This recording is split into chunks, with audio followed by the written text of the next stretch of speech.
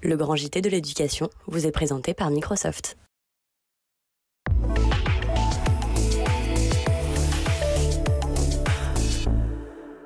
Bonjour à tous et bienvenue dans le Grand JT. Tout de suite, le sommaire. Top départ pour l'épreuve du grand oral du bac, un moment toujours stressant pour les élèves qui pourtant peuvent aussi y briller bien plus qu'à l'écrit. Le grand oral, on en parle dans quelques instants avec nos invités.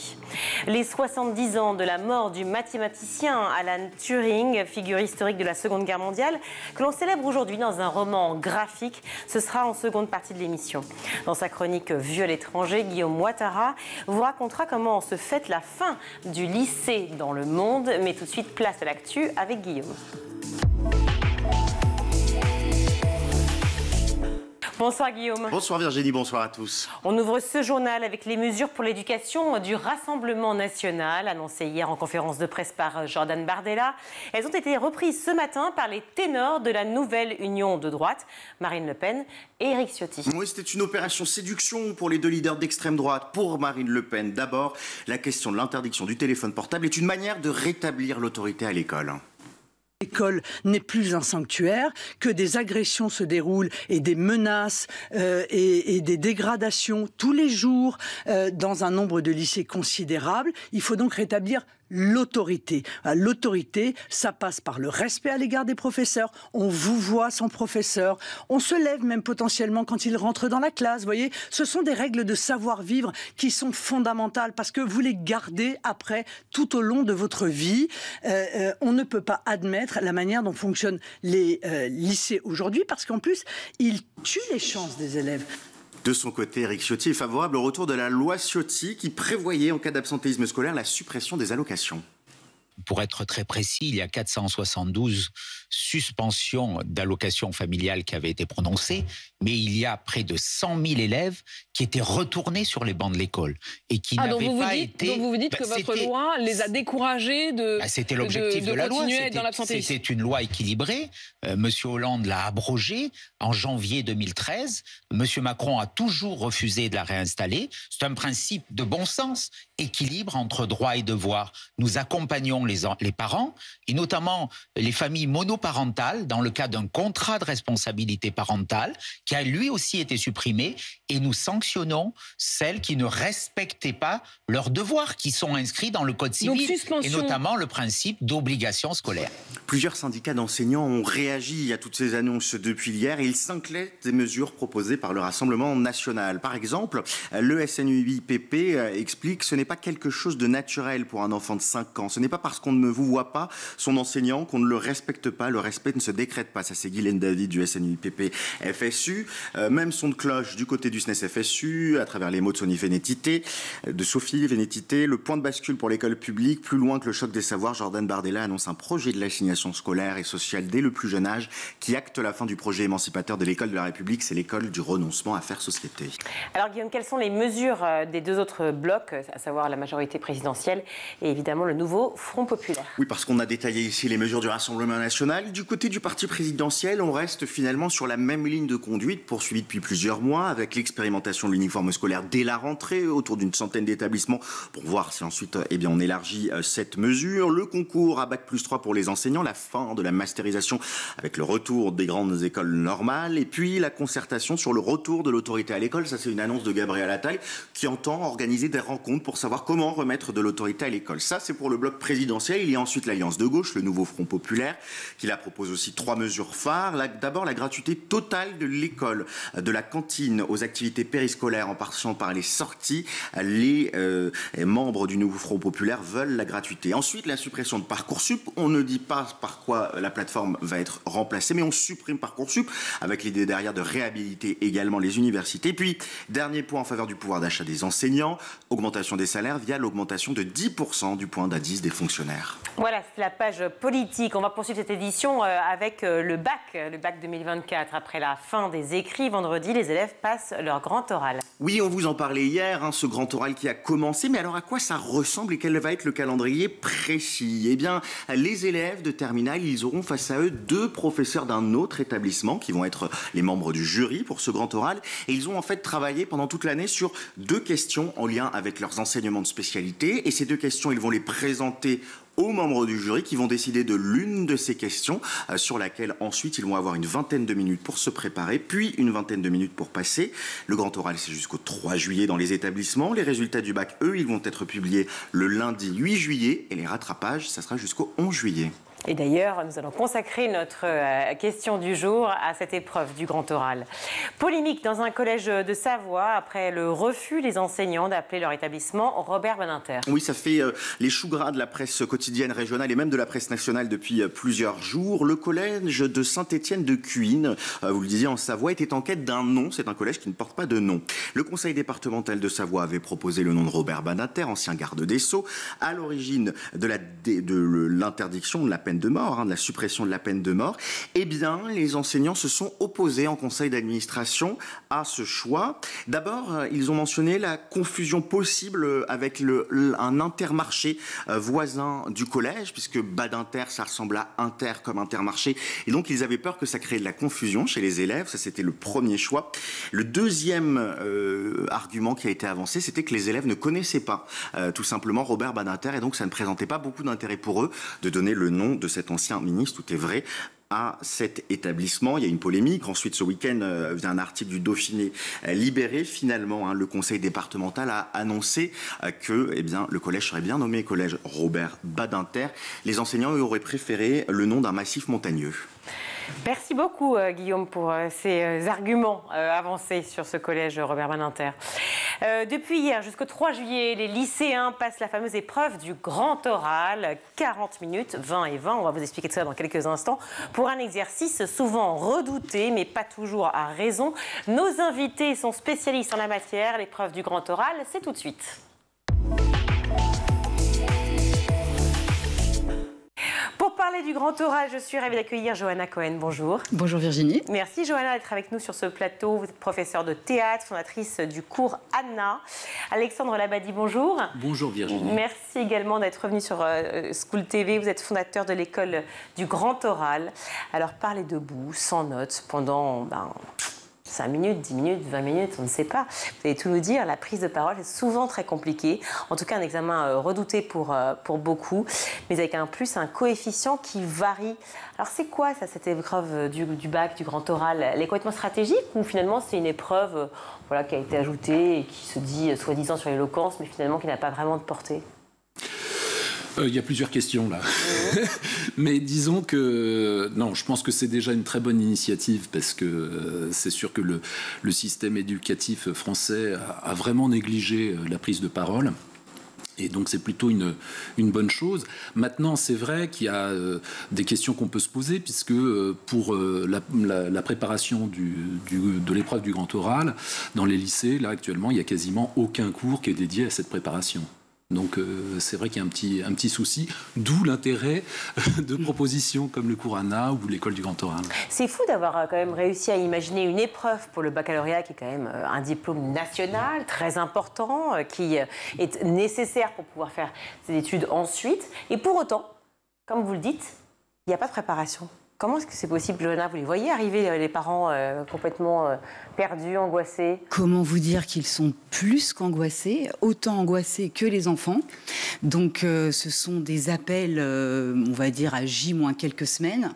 Tout le monde est en panique, on veut des coachings. On veut travailler les textes, on veut travailler cet oral. Donc en tant que professeur de théâtre, ils font donc 1 heure en cours particulier et ils vont travailler sur la prise de parole, sur la prise de confiance en soi, sur l'éthique de langage, sur la libération du corps.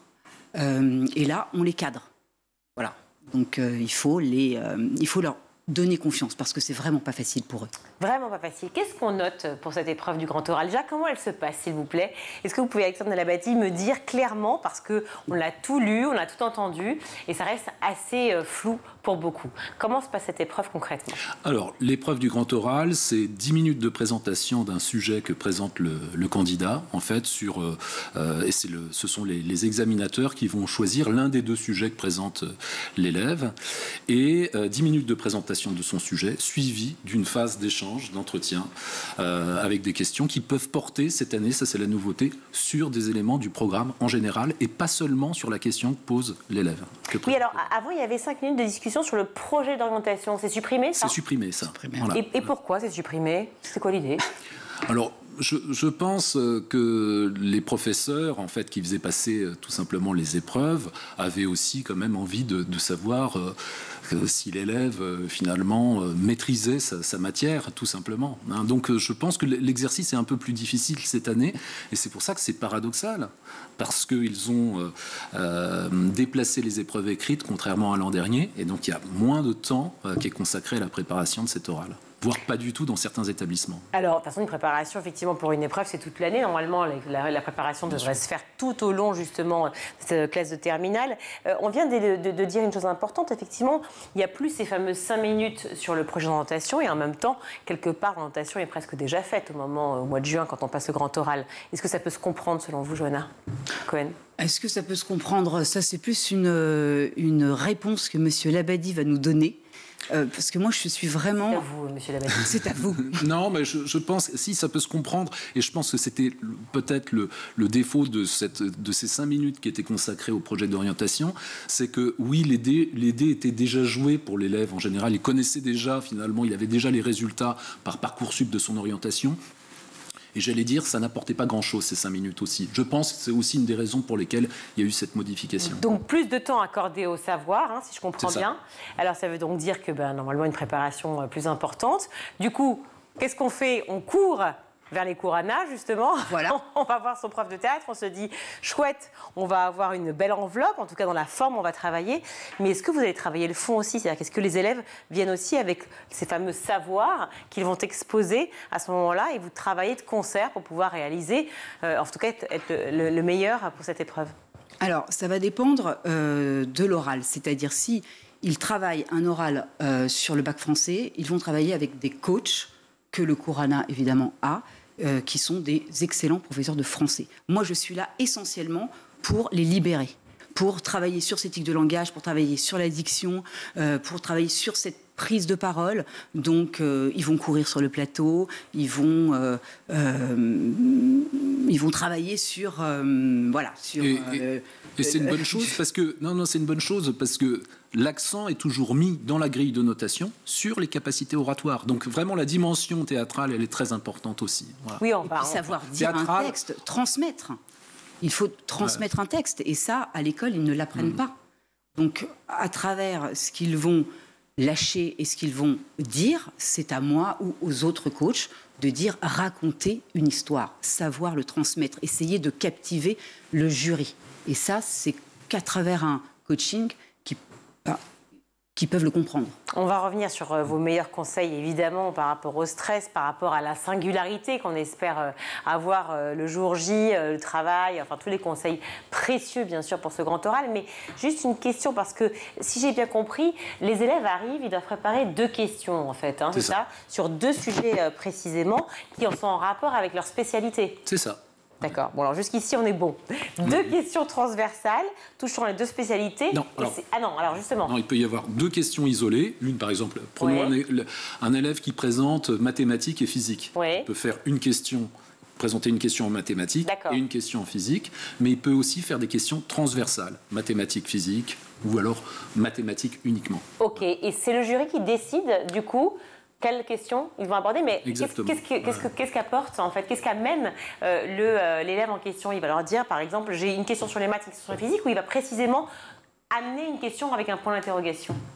Il apporte une question avec un point d'interrogation. Ça peut être combien de tonnes de sable, enfin de terre, faut-il pour effectivement construire un terrain de tennis, de Roland-Garros. Enfin bon, voilà, ça peut être le style de questions que vous pouvez avoir. Voilà. D'accord. Pour un élève, par exemple, qui a un parcours sportif, vous voyez, en général, ça va être lié à ses centres d'intérêt. Mais du coup, parce que là, on vient d'évoquer une question qui peut prêter peut-être à sourire, et pourtant elle est tout à fait intéressante, mais est-ce que le choix des sujets est primordial ? Alors, il est primordial parce que, fondamentalement, il va orienter aussi la deuxième partie de l'entretien.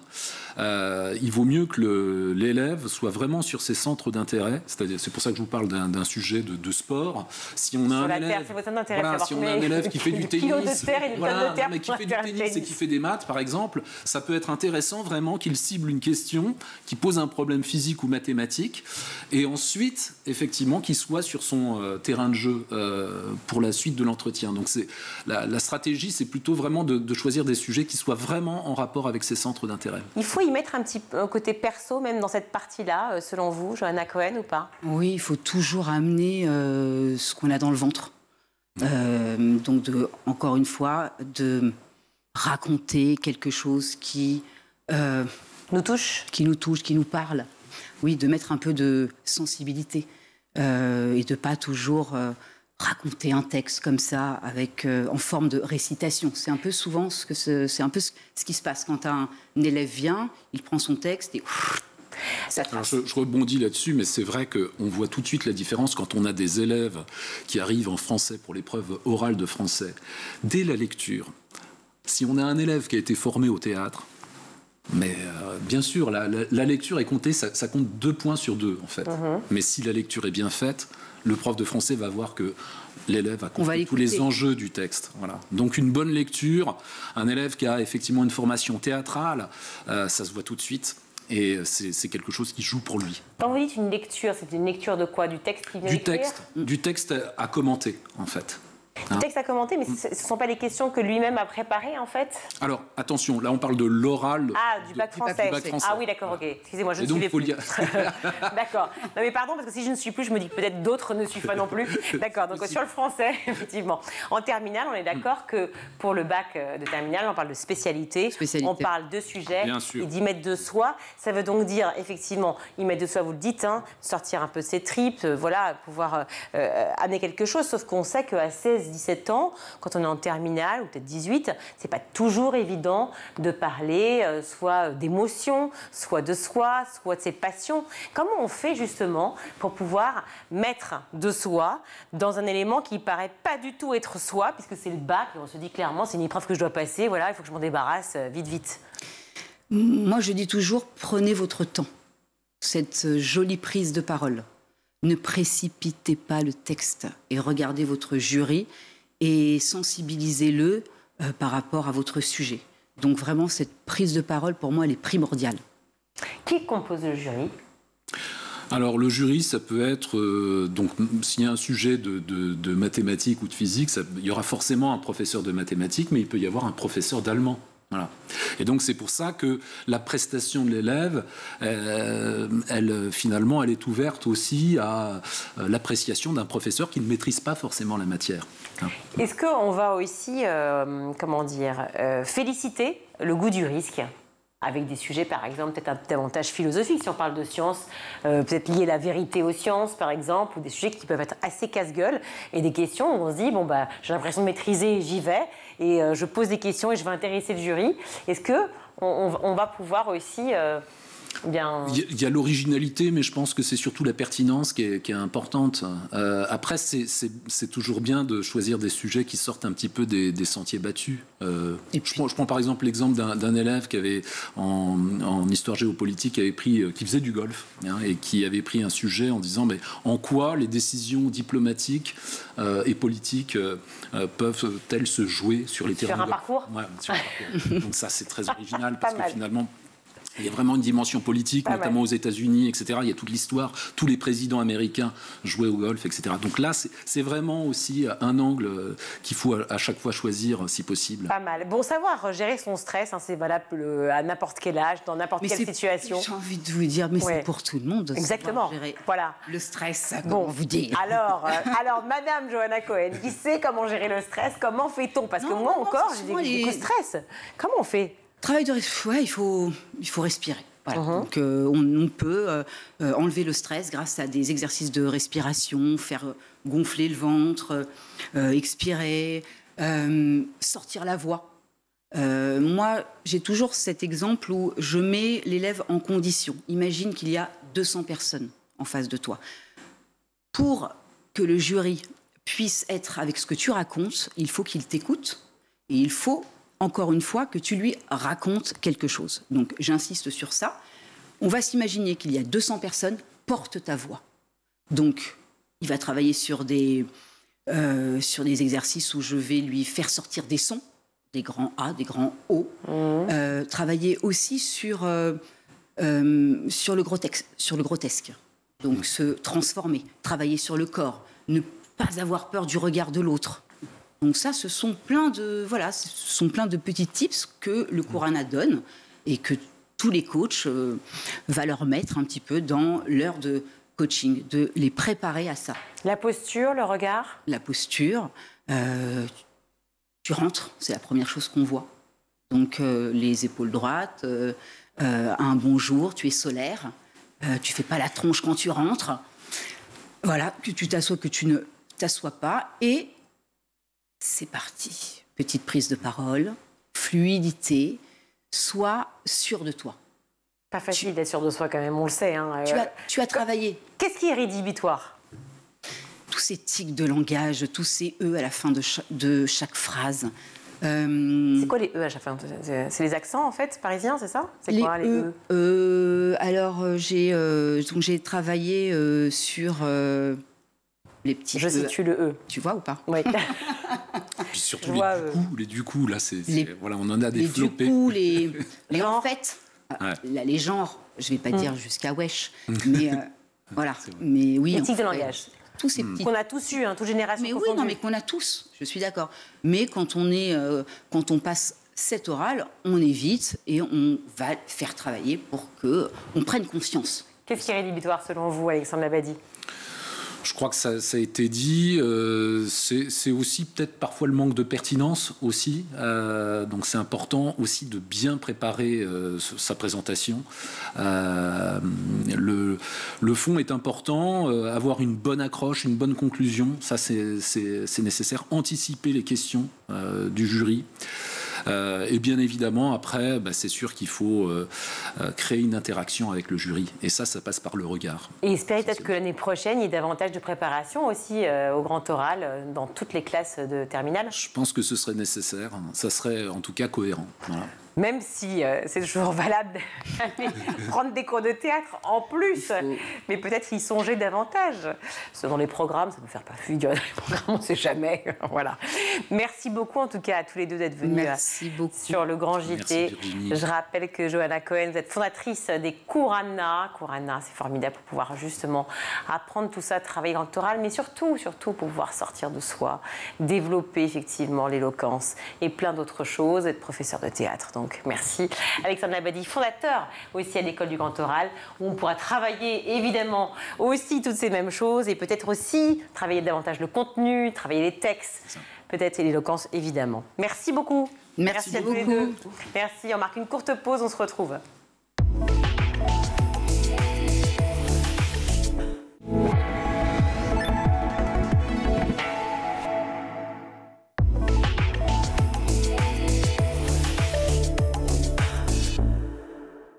De retour dans le Grand JT, je suis ravie d'accueillir Maxime Collin. Bonjour. Bonjour. Merci d'être avec nous. Vous Merci êtes à vous. Co-auteur de Alan Turing, paru aux éditions Casterman, un roman graphique absolument formidable, fabuleux, sublime. Vous allez le découvrir évidemment pendant cet entretien ensemble et bien sûr après chez vous, vous allez vous précipiter pour l'acheter. Cela fait 70 ans qu'Alan Turing est mort. On vient également de fêter les 80 ans du débarquement. J'imagine que la date de parution de cet album n'est pas innocente. C'est pas complètement un hasard, effectivement. Et en même temps, c'est un projet qui remonte déjà à un certain nombre d'années, puisqu'on a commencé à réfléchir à cette bande dessinée avant même qu'il y ait le premier film, The Imitation Game, qui soit sorti sur la vie d'Alan Turing. C'est donc quelque chose qu'on mûrissait déjà depuis assez longtemps. Et il nous a semblé que la parution du film et de certaines autres œuvres autour d'Alan Turing n'avait pas fait le tour du personnage. D'une part parce que c'était souvent des productions qui se concentraient sur la période de la guerre, alors qu'en réalité le personnage d'Alan Turing a une vie intéressante avant la guerre et après la guerre, on en parlera peut-être. Bien sûr. Et puis aussi le personnage qui était peint de Turing ne nous semblait pas tout à fait similaire à celui qu'on avait appris à connaître au fil des années en le lisant, en l'étudiant. Et on avait découvert un personnage beaucoup plus humain et peut-être un peu moins le génie caricatural du scientifique, enfermé dans son monde avec des difficultés relationnelles. On a découvert un personnage vraiment plus nuancé. Et c'est ce qu'on a essayé de montrer. Maxime, vous êtes co-auteur avec Alexis Cavaillès, ou Cavaillé, je ne sais pas comment on le dit. Cavaillé, voilà. Et François Rivière, donc de ce magnifique album. Vous dites, on y a pensé bien avant. C'est-à-dire qu'en fait, comment ça s'est passé? Comment vous avez justement pensé à Alan Turing? Parce que vous êtes passionné. Je sais que vous avez fait la préface notamment d'un livre que j'ai adoré plus jeune, qui était Le meilleur des mondes, d'Aldous Huxley. J'imagine que vous êtes féru d'histoire, mais aussi passionné par peut-être ce monde numérique, informatique et autres. Comment vous avez eu cette idée et envie d'écrire sur Alan Turing? Alors, il faut rendre à César ce qui est à César, c'est-à-dire que c'est une idée à l'origine de l'éditeur de Casterman, Benoît Mouchard. Et à l'époque, avec François Rivière, je travaillais sur un projet dédié à Hergé. Et on a croisé Benoît dans le train pour aller en Belgique rencontrer les ayants droit d'Hergé. Et là, il a commencé à nous parler dans le train d'un personnage dont on ne parlait pas trop à l'époque, qui était Alan Turing, justement.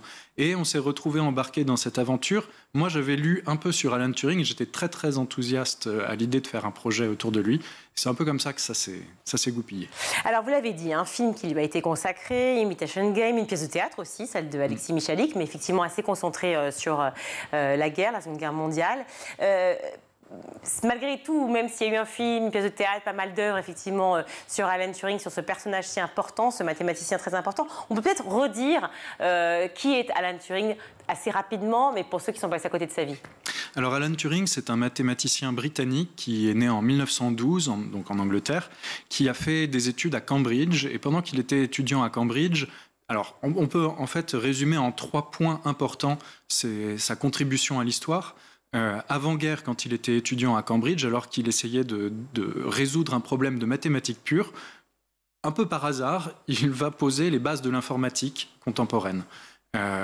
Ensuite, pendant la guerre, il est recruté par les services secrets britanniques pour s'attaquer à la machine Enigma qui servait aux Allemands à crypter leurs communications, en particulier la communication des U-boats qui sillonnaient l'Atlantique.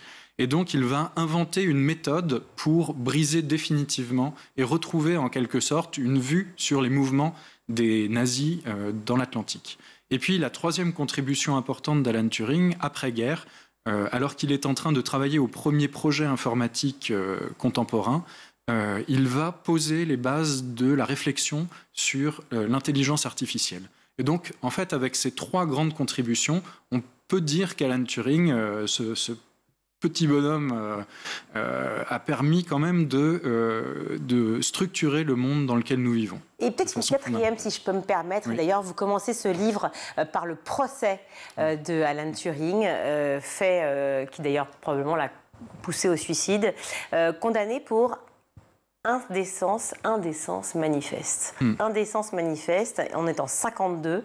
Indécence parce qu'il a eu des relations sexuelles avec des hommes, avec un homme, ce qui était complètement interdit par la loi à l'époque en Angleterre. Déjà, pourquoi avoir commencé par ce chapitre-là ?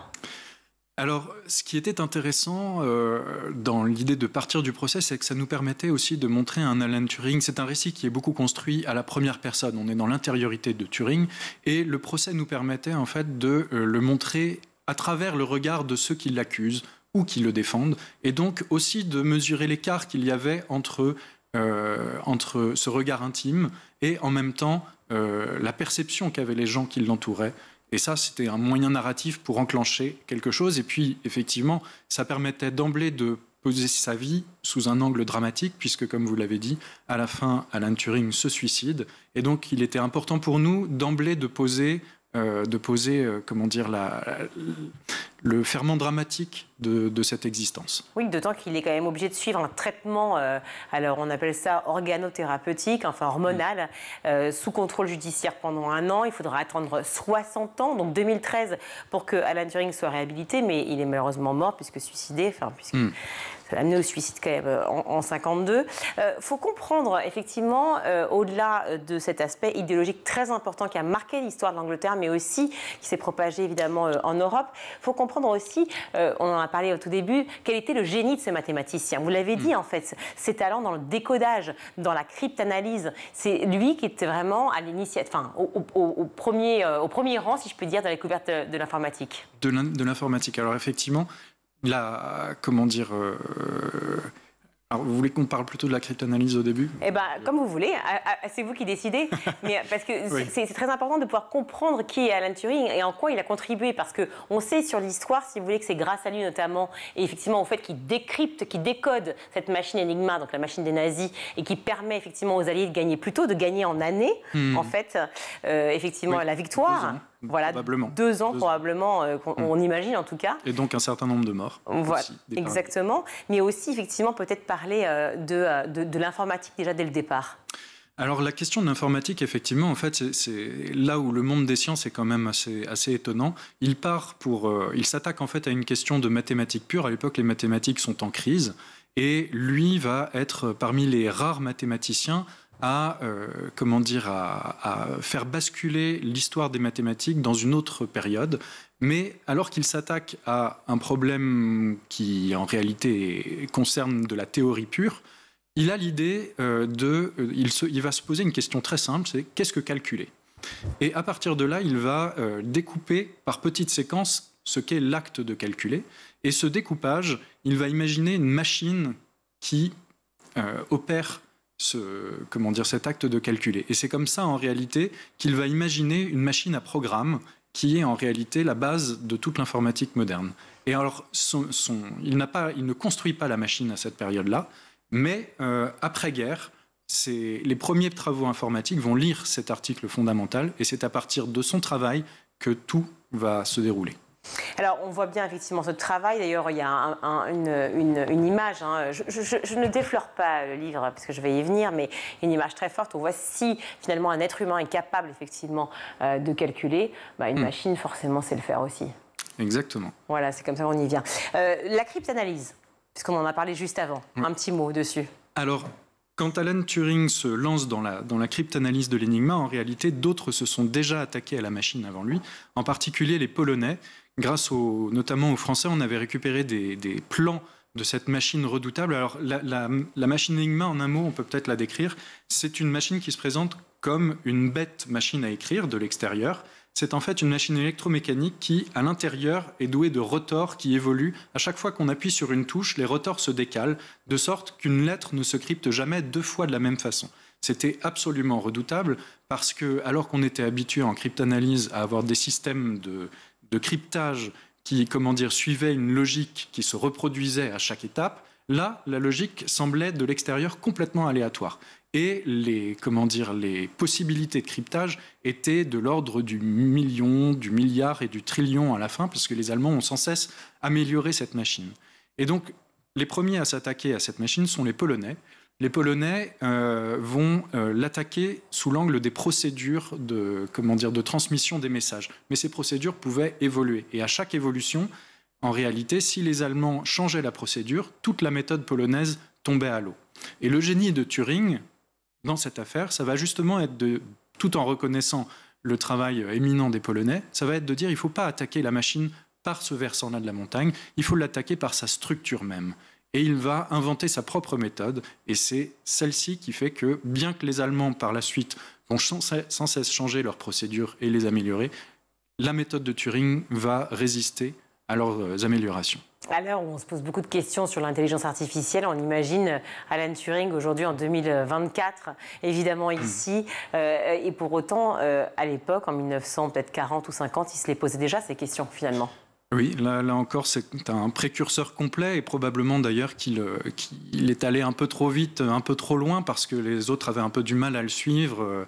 À l'époque, dans les premiers développements informatiques, on était encore dans d'énormes pièces avec des machines, des câbles dans tous les sens, etc. Et lui, il était déjà à l'étape, plus qu'à l'étape d'après. Il avait sauté plusieurs cases d'avance. Et effectivement, il va commencer à poser cette question. Alors, c'était un personnage assez poil à gratter quand même dans sa façon de réfléchir, donc il aimait bien provoquer. Et justement, la petite question provocatrice qu'il va poser, c'est est-ce qu'on peut dire qu'une machine pense au même titre qu'un être humain ? Et donc, il va inventer une espèce de petit test qu'on va appeler le test de Turing. Alors, pour le dire de façon très simple, il s'agit tout bêtement de placer une personne face à 2 interlocuteurs qui sont dans des pièces séparées, et la personne doit échanger avec les 2 interlocuteurs et savoir s'il s'agit de machine ou d'être humain. Et si la machine réussit à se faire passer pour un être humain, Turing dit il n'y a pas de raison qu'on lui refuse la notion d'intelligence, puisqu'elle peut nous tromper. Quel génie, parti trop tôt. Alan Turing, paru chez Casterman, Alexis Cavaillé, Maxime Collin, François Rivière. Dernière petite question, on a parlé effectivement de la première personne qui était utilisée, le jeu, effectivement, mais aussi, et c'est pour ça que je dis je ne déflorerai pas, l'utilisation du noir et blanc. Ah oui. Alors, pourquoi noir et blanc? Pour l'austérité peut-être du personnage? Alors, je dirais pas l'austérité parce qu'en réalité, Alan Turing était un personnage assez attachant, avec un certain humour, etc. Mais en tout cas, le noir et blanc... Alors d'abord, je pense qu'il y avait une question de trait, et le noir et blanc va bien avec le trait d'Alexis, qui est quand même, à mon avis, assez remarquable. Je peux lui faire ce compliment, c'est pas moi qui ai dessiné. Mais il y avait donc une question d'élégance du trait, et puis aussi quelque chose d'une sorte d'atmosphère de l'entre-deux-guerres aussi. Et c'est vrai que le noir et blanc retranscrit bien cette période. Et il nous a semblé que c'était intéressant de garder cette esthétique-là. Maxence Collin, Alexis Cavaillé, François Rivière, voilà, Alan Turing, le roman graphique qui décrypte enfin l'œuvre et la vie d'un génie paru chez Casterman. Je vous recommande cet album absolument remarquable. C'est vraiment fantastique, aussi bien pour ceux qui sont passionnés par l'IA, par le numérique, par l'informatique, que pour tous ceux qui ont envie de comprendre la vie d'un homme, d'un génie, d'un mathématicien. C'était vraiment très, très bien écrit, très bien réalisé, scénarisé et remarquablement dessiné. Merci à vous, Maxence Collin. Merci beaucoup. Tout de suite, on va retrouver Guillaume Ouattara pour sa chronique. Guillaume, pour votre chronique, vous allez rester dans l'univers du bac et vous allez nous faire découvrir comment on fête la fin du lycée dans le monde entier. Oui, tout à fait. Vous savez, en France, je le disais tout à l'heure, ça y est, c'est la fin des écrits, c'est les épreuves orales, le stress est palpable, on est en train de réviser ces dernières fiches, peut-être qu'on va passer les rattrapages, donc le moment du bac n'est pas forcément un moment de grande joie pour les bacheliers, mais quand on a enfin son sacro-saint diplôme, comme 90%, à peu près 88% des lycéens, eh bien c'est le moment de faire la fête. Il n'y a rien de très institué. Vous avez fait quoi, vous, pour fêter votre bac, par exemple, Virginie? Je ne sais pas si je peux raconter. Ah bah oui, racontez, bien sûr. C'est pas racontable. Non, mais enfin... Une grande fête. J'ai fêté ça, voilà. Bon, une grande fête. J'étais content. Mais on est d'accord qu'il n'y a rien de très sanctuarisé. On n'a pas de balle de promo, on n'a pas de choses. Je ne sais pas ce qui s'est passé pour votre bac, mais je finirai par le savoir. Mais on va faire un petit tour du monde de ce qui se passe. Par exemple, aux États-Unis, quand on a son bac, quand on termine en tout cas le lycée, vous savez, c'est la prom. Ça a fait l'objet prom night. Ça a fait l'objet de nombreux films dans la culture populaire. Les étudiants ont leur toge, ils se coiffent, ils ont leur remise de diplôme, et puis il y a le bal de fin d'année où, dans beaucoup de films, vous savez, c'est le moment où tout se concrétise, où on donne enfin ses sentiments puisqu'on part vers l'université, que c'est le moment où on voit pour la dernière fois son ou sa dulcinée à qui on va dire son amour. Voilà, bon. Non, c'est beau. Convaincu, hein. C'est très beau. En Allemagne, moi j'ai rien dit à personne. Je suis parti du lycée comme ça, comme un voleur. En Allemagne, la fin du bac, c'est l'Abitur. Effectivement, les élèves passent leurs examens finaux. Une fois les épreuves terminées, ils ont l'Abibal. Donc ça, c'est aussi une grande soirée de gala, un bal organisé par les étudiants avec des discours, des danses, etc. Le Japon. Alors là, la fin du lycée, elle a une signification un peu particulière. Ils passent, les Japonais, je ne sais pas si vous lisez les Japonais, le Sotsugyō Shiki. C'est une cérémonie de remise de diplôme très solennelle où les élèves ont des uniformes impeccables. Ils reçoivent leur diplôme devant leur famille et leurs professeurs. Et puis après la cérémonie, il y a des petites festivités comme des sorties au karaoké par exemple ou des pique-niques sous la cerisier en fleurs. Alors, on va passer plutôt vers l'Europe. Oui, parce que là, on a parlé de pays extra-européens. Et bien, en Norvège, les élèves, ils ont ce qu'on appelle le Russfeiring au mois de mai. Pendant plusieurs semaines, les Russes abordent des tenues colorées, participent à des activités festives et farfelues. C'est une espèce de carnaval qui s'étire. En Italie, c'est la maturita que passent les élèves avec des voyages entre amis, souvent en direction des plages de la Méditerranée, un petit peu comme on a l'habitude de voir aux États-Unis après Thanksgiving. J'ai oublié complètement le nom puisque j'essaie d'improviser, mais j'ai oublié comment ça s'appelle. Vous savez, ce moment où ils partent tous, les Américains, là, faire leur grande fiesta. Voilà, bon bref. En Suède, la fin du lycée marquée par la Studenten. Les élèves sont en tenue de gala, ils chantent, etc. Et puis après, on peut aller dans d'autres pays. En fait, de manière générale, ce qu'on peut dire, c'est que c'est très festif. Il y a quelque chose d'intéressant, c'est l'Afrique du Sud, où il y a ce qu'on appelle des matric dance, des matric rage. Donc, c'est des balles de promo et des fêtes organisées dans différentes villes côtières. Et puis, en Corée du Sud, terminons par la Corée du Sud, il y a des cérémonies de remises de diplômes qui sont souvent très émouvantes, puisqu'on est dans un pays qui place beaucoup d'efforts sur le côté scolaire. Et là aussi, on a des voyages et de la fête. Si on peut résumer tout ça, c'est qu'en fait, les gens sont vraiment très fun, que nous, les Français, on n'est pas très fun, et qu'il faudrait peut-être penser, tiens, dans le programme des candidates et candidats aux législatives, à mettre en place, voilà, c'est mon programme politique, des grandes fêtes pour la fin du bac. Quand même. Il y a peut-être d'autres sujets, c'est ça ? Il y a peut-être d'autres sujets, oui. Et ben moi, je suis sûr que si on a des grandes fêtes, voilà, c'est comme ça qu'on va régler tous les problèmes de la France, avec de la fête, de l'amour, puisqu'on en manque en ce moment. Une façon de dire en tout cas que ce moment est vraiment très important dans la vie d'un lycéen et que voilà, c'est chouette de le fêter aussi. Merci à vous, merci beaucoup Guillaume. Tout de suite, on va retrouver Malika Ménard dans Souvenirs d'écolier et son invité cette semaine est Tibbs. On arrive à l'école, t'étais quel genre d'élève? Alors, gros dossier. C'est-à-dire? Non, j'étais un élève. Quand tu dis à l'école, on parle de primaire, on parle de collège, ouais, on parle de... on englobe primaire, collège, ouais, lycée. Primaire, collège, lycée. Écoute, j'adorais l'école parce que je voyais mes copains. Mais j'étais quelqu'un d'assez turbulent en classe. Moi, mon truc à l'école, c'était j'aimais rire. Comme j'ai des grands problèmes j'ai du mal à rester sérieux pendant un certain moment. Concentré? J'ai des gros problèmes de concentration. Donc l'école me faisait un petit peu chier. Mais je voyais mes potes, je faisais du sport à la récré, il me tardait les récrés. Et j'avais mon petit truc, c'est que j'arrivais pas à garder mon sérieux en cours. Donc j'avais des fous rires très fréquents. T'étais perturbateur? J'étais perturbateur. J'étais très perturbé aussi par le silence. Le sérieux, en fait, du cours faisait que j'avais très souvent des fous rires. Ouais. J'étais quelqu'un qui rigolait fort en cours. Un cours, si je pleurais pas de rire pendant un cours, c'est bizarre. J'ai riais en cours. Mais tu devais te faire beaucoup gronder, punir. Ouais, j'étais pas... Ouais. Je passais plus mes mercredis à aller en colle quand j'étais au lycée ou au collège que à être au foot avec mes potes, ouais. Tu gardes malgré tout un bon souvenir de ta scolarité? Ouais, c'était mitigé. J'aimais bien parce que je pouvais faire de la musique, je pouvais... à la fin des cours, moi, quand j'étais à la récré, j'étais le troubadour de la bande et je prenais ma guitare, je jouais à la récré. Donc, les profs me connaissaient comme ça, ils me connaissaient parce que je faisais de la musique, donc j'étais pas mauvais. À quel âge tu as commencé à faire de la musique à l'école? Au collège, en 6e, 5e. J'avais déjà ma guitare, je faisais déjà des chansons. À la fin des cours, par exemple, je faisais des chansons. Je prenais toujours ma guitare, j'étais le chanteur, quoi. C'était déjà comme ça qu'on te visualisait? Ouais, et puis on m'appelait déjà Tibbs, quoi. C'était très jeune, je faisais même des chansons sur mes potes ou sur mes profs, ou des trucs comme ça, tu vois. Si justement je te demande là, comme ça, spontanément, un souvenir d'écolier à nous partager, qu'est-ce qui te vient en tête? Le meilleur souvenir, je pense que c'était... En fait, j'ai séché un petit peu toute mon année de terminale, pendant l'année du bac. Très bien, ouais. Pour aller au CDI, pour m'inscrire sur un site de financement participatif qui s'appelle My Major Company. Ok, ton premier album. Mon premier album a été financé comme ça. Et en fait, toute mon année terminale, je l'ai passé au CDI pour alimenter. C'était comme un réseau social, en fait. Et pour alimenter ce truc, faire des chansons, faire des posts et tout. Et puis, les gens pensaient que je séchais, que j'allais dehors faire des conneries. Mais non, j'étais au CDI, quoi. Et qu'est-ce que ça donne pour le bac, justement, l'année terminale, quand tu as la tête que sur cet album? Pour le bac, tu veux dire si j'ai eu mon bac? Ouais. J'ai eu mon bac, bien sûr, du premier coup.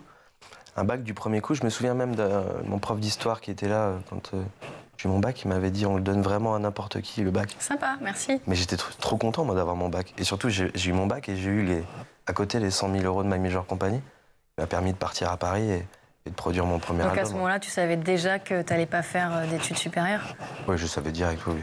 Moi, je fais partie de cette catégorie de gens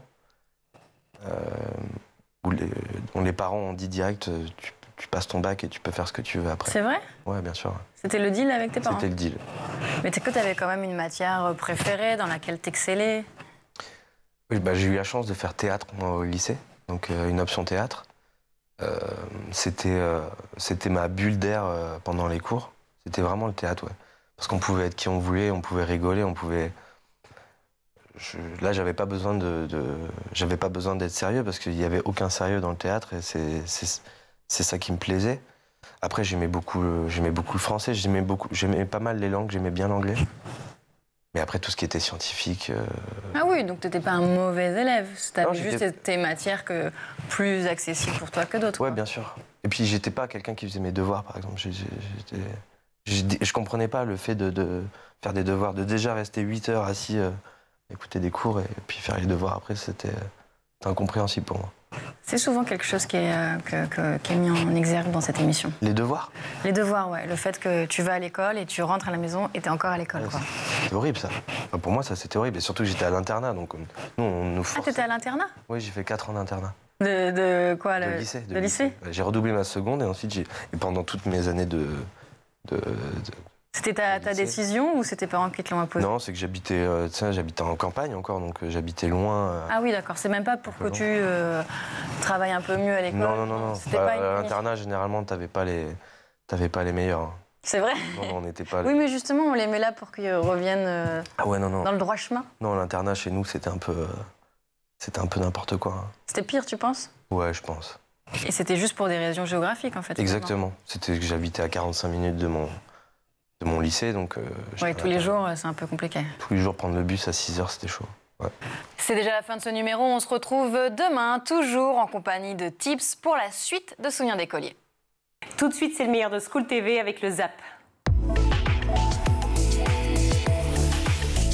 Vous êtes justement le CEO de Kidjo. Alors Kidjo, 2500 vidéos en 7 langues, ça c'est Kidjo TV, mais Kidjo c'est bien plus que ça. Est-ce que vous voulez bien nous présenter votre entreprise? Alors volontiers. Kidjo, c'est une société que j'ai créée en 2015. Donc moi je suis très amateur de produits. J'ai travaillé avant dans le jeu vidéo pour les enfants, donc sur des gammes ludo-éducatives. Ensuite, j'ai rejoint Google pour un peu plus de 6 ans pour participer au lancement de Google Maps un peu partout en Europe, Middle East, Afrique, donc super expérience produit.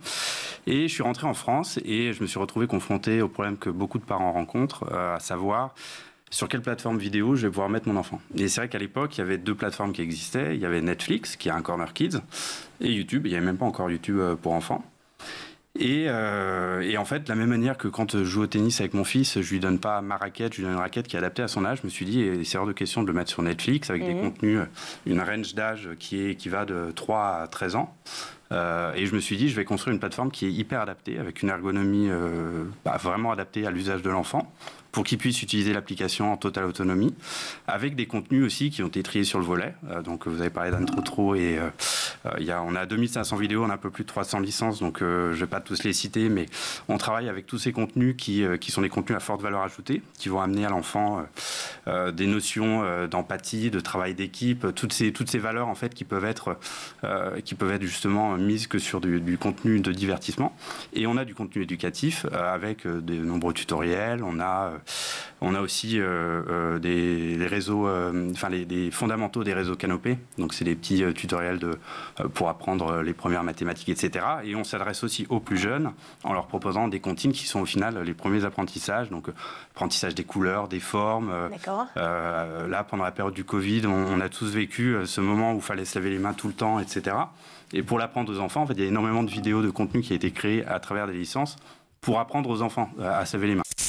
On parle aussi de pretty privilege des fois, expression qui s'est répandue comme une traînée de poudre. Et c'est vraiment ce constat qu'on peut tous faire au quotidien, que les personnes qui sont très belles bénéficient d'un nombre d'avantages complètement hallucinants, que ce soit dans leur vie personnelle, dans leur vie professionnelle, dans leurs loisirs, quand elles sont jeunes, quand elles sont à l'école notamment, ou plus tard évidemment au travail. Avantages qui sont chiffrés. Oui, qui sont parfois chiffrés. On peut peut-être donner quelques exemples, on va pas se noyer de chiffres. Il y a eu beaucoup d'études qui ont été faites, mais par exemple 17% d'augmentation de salaire en moyenne. C'était une étude aux États-Unis. Alors c'est une étude un peu canonique parce que c'était une des premières dans les années 90. Donc ils ont essayé de chiffrer entre les gens beaux qui avaient grosso modo un bonus de 10% et les gens perçus comme moins beaux qui avaient eux un malus de 7%. Donc ça faisait une différence de 17%. 17% de salaire, et on a tout un tas d'études comme ça qui montrent que quelles que soient vos compétences, quelles que soient vos qualités professionnelles personnelles, celles-ci sont encouragées, au contraire subissent un malus en fonction de votre apparence physique. Je ne sais pas si les partis qui ont dû préparer les législatives en quelques jours ont eu le temps de regarder cette étude, peut-être l'ont-ils en tête, mais aux législatives ça pèse. Oui, aux législatives ça pèse aussi. Dans les élections de manière générale, il y avait eu une estimation, c'était en Finlande, d'un bonus de 20% de voix aux législatives. Mais il y a encore plus frappant que ça. Pour les personnes perçues comme belles. Pour les personnes perçues comme belles. On le dit tout de suite, on vous le dit tout de suite et on le répétera pas à chaque fois. À chaque fois qu'on dit les personnes belles ou etc., ça veut dire perçues comme belles, évidemment. On n'est pas en train nous de poser un jugement. Voilà. Évidemment, ouais. Mais il y avait encore plus frappant que ça. Il y a eu des études dans des pays où on donnait des photos des candidats, mais c'était dans d'autres pays. Du coup, les gens ne connaissaient pas les candidats, ils savaient jamais s'ils les avaient vus, etc. Et en fait, l'élection n'avait pas encore eu lieu. Et ils leur ont demandé de prédire le résultat, uniquement sur la base de l'apparence physique. Évidemment, ils ont mis les plus beaux vainqueurs de l'élection et les moins beaux perdants de l'élection. Et leur classement a très souvent matché le résultat de l'élection. Avec le résultat final. Donc, c'est assez inquiétant pour nous, évidemment, parce qu'on se dit, mais qu'est-ce qu'on fait dans l'isoloir? Est-ce que vraiment on se base sur les programmes? Évidemment, ce n'est pas les seuls critères, mais on vote pour des gens beaux. Et regardez les affiches des législatives, il y a beaucoup de candidats qui sont très beaux. Vous pouvez nous donner, par exemple, des propositions, des idées de projets qu'ils proposent? Déjà, le conseil municipal des jeunes, ils rentrent en campagne, ils ont des élections avec des vraies urnes, des vrais isoloirs. Donc, ils ont une période, ils s'engagent pour un mandat de 2 ans, voire de 3 ans. Ils peuvent le renouveler s'ils nous font un courrier pour demander de rester en 6e. D'accord. Donc, et après, ils proposent donc ils ont des commissions tous les mois à peu près, tous les samedis matins, de 2 heures, et on travaille sur des projets. Donc c'est vrai qu'aujourd'hui, la part de l'écologie prend beaucoup de place, de sensibilisation aussi. Donc ils font des panneaux de sensibilisation sur comment protéger le hérisson, ils se renseignent et puis ils font des dessins. De la sécurité routière aussi, ils sont très énervés contre tous les parents qui se garent un peu n'importe comment le matin. Ça n'existe pas, ça, arrêtez. Non. Faut déposer rapidement son enfant à l'école, donc c'est un peu l'anarchie. Pourtant, on a essayé de mettre en place des déposes bisous, mais les déposes bisous, les parents... C'est quoi les déposes bisous, là? Avec Alix, on n'est pas au courant, là. C'est quoi les déposes bisous? La voiture peut s'arrêter devant l'école, mais uniquement le temps de faire un bisou à son enfant. Et de repartir. Mais bon, les parents se garent quand même dessus, voire sur les passages piétons. Donc, les petits CMJ, là, ils ont proposé, il faut qu'on mette en place, de faire des petits papiers qui mettraient sur les voitures pour expliquer aux parents que c'est pas sympa. D'accord. C'est pas la contravention, mais bon, c'est la contravention. Il y en a beaucoup qui arrivent en vélo, en fait, au Vésinet. Il y a quand même énormément d'enfants. Et c'est le principe de nos écoles de quartier. On a plein de petites écoles partout. Et donc, du coup, le principe, c'est que les enfants viennent à pied ou à vélo. Et c'est vrai que parfois, c'est compliqué. Donc, on a carrément, pour la sécurité d'abord des écoles, bloqué certaines rues d'écoles, mis des barrières pour que les parents soient obligés de ne plus passer devant l'école. Vous n'êtes pas donc une chaîne de télévision, mais face aux géants du streaming comme Netflix, par exemple, dont vous avez parlé tout à l'heure, est-ce que vous arrivez à vous en sortir aussi? Alors, en fait, on se situe sur une cible d'âge qui est quand même assez jeune. Donc, on va de 3 à 10 ans. Et c'est vrai que, alors typiquement, quand on se rend sur Netflix, on a tous été au moins une fois, on s'aperçoit que même dans le corner qui est dédié aux enfants, il y a un nombre de contenus qui est juste démesuré et qui est complètement décalé en fonction des âges des enfants. C'est-à-dire qu'un enfant peut se retrouver des comptines et d'un seul coup, deux lignes plus loin, il va pouvoir avoir accès à un Pokémon qui n'est pas forcément adapté pour un enfant de 4 ans, en tout cas pas forcément recommandé. Donc nous, l'idée c'est quand même de proposer des contenus qui soient toujours adaptés à l'âge. Donc on peut créer des profils et pour chacun de ces enfants. Et les contenus seront bien entendu adaptés. Donc moi je considère que Netflix est forcément un concurrent. Enfin, d'ailleurs, c'est plaisant quand même de se dire que Netflix est un concurrent. Mais on reste sur une plateforme qui est rassurante aussi pour les parents. Ouais. C'est une plateforme qui est dédiée, sur laquelle l'enfant est encapsulé en fait autour de contenus qui sont plutôt à valeur éducative et très safe. Et il n'y a pas de publicité non plus, chose que Netflix a annoncé il n'y a pas très longtemps. Donc voilà, on considère que en fait, on est une plateforme sur laquelle les parents se dirigeront naturellement par rapport à Netflix si jamais ils souhaitent protéger un peu leurs enfants. La question du temps d'écran aussi, rapidement. Alors, le temps d'écran, on continue à avoir quand même beaucoup d'usages sur nos différentes plateformes. Donc clairement, les parents, même s'il y a quelques études qui ont été publiées assez récemment, montrent qu'il faudrait limiter le temps d'écran. Nous, on propose cette limitation. Donc, au sein des réglages, de toute façon, les parents peuvent dire « Moi, je considère que mon enfant, au bout de 30 minutes, il commence un peu à s'énerver, donc je le limite dans le temps à 30 minutes. » Donc, on n'est pas poussé à l'usage absolu, à faire en sorte que notre appli soit utilisée 24 sur 24 et tous les jours de la semaine. On est vraiment là pour proposer un outil aux parents. Et c'est aux parents de prendre cette décision et de choisir le temps qui leur paraît adapté pour leurs enfants. Et ça renvoie aussi quand même souvent à la jeunesse. Et ça, vous dites, c'est une constante. Oui, c'est dans l'histoire. On est plus beau quand on est jeune que quand on est moins jeune. C'est ça. Là, on va plutôt être sur des approches qui relèvent de la biologie évolutive, de la biologie de l'évolution héritée de Charles Darwin. C'est-à-dire l'idée qu'il y aurait certains traits, finalement, qui pourraient être universels du fait qu'ils ont une origine évolutive.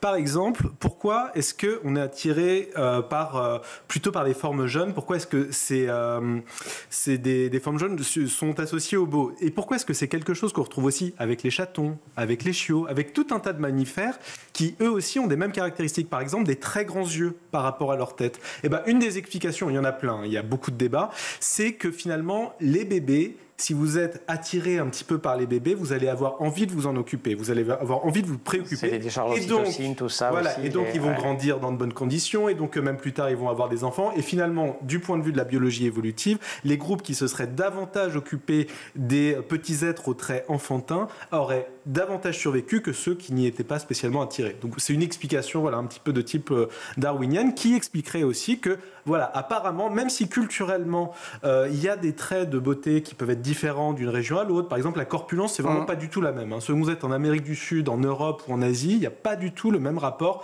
à être plus ou moins gros, maigre, plus ou moins gros, etc. Mais si vous donnez des photos portraits à des groupes de personnes dans ces différents pays et que vous leur demandez de faire un classement, non pas de dire quelle est la plus belle, mais de dire allez de la plus belle personne à la moins belle, vous allez avoir des classements très similaires. Il y a deux piliers très importants forcément dans votre offre éducative. On en a parlé, on a commencé avec ça bien sûr, JO oblige, le sport bien évidemment, mais il y a aussi la culture, monsieur le maire. Absolument. Donc là, c'est d'abord, premièrement, donc, au Vésinet, on a un théâtre, on a un cinéma, donc on en fait profiter bien sûr tous les écoliers. On a des actions culturelles qui sont menées, qui sont des rencontres avec les artistes, des réunions en public qui sont faites, une initiation à la pratique théâtrale, de la visite des coulisses du théâtre, du cinéma. Donc ils sont vraiment très intéressés. Donc on fait un ensemble de programmations spéciales aussi pour les jeunes scolaires. On en a 6 de programmés cette année pour le théâtre. Donc, et ça va de la grande section du CP jusqu'au CM2. Et au collège et lycée aussi. C'est pas exclusivement réservé donc, aux enfants du Vésinet, parce qu'il y a beaucoup de villes voisines qui viennent. Et donc, voilà, vous travaillez beaucoup avec les villes voisines au final, au Vésinet, j'ai quand même l'impression. Ouais. Oui, mais on est très proches. Ouais.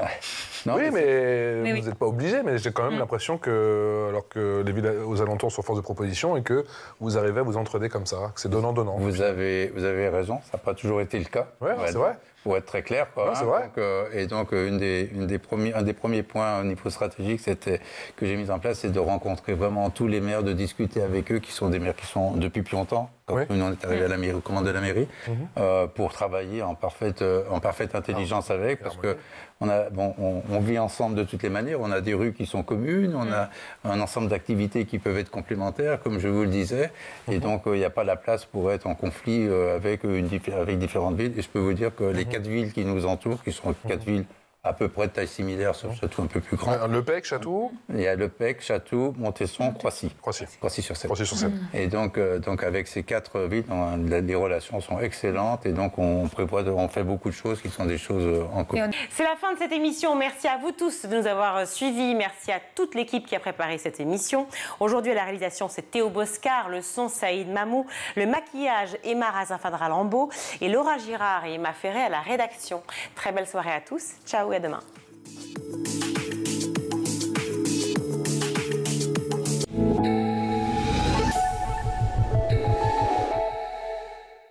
Vous avez regardé le Grand JT de l'éducation avec Microsoft.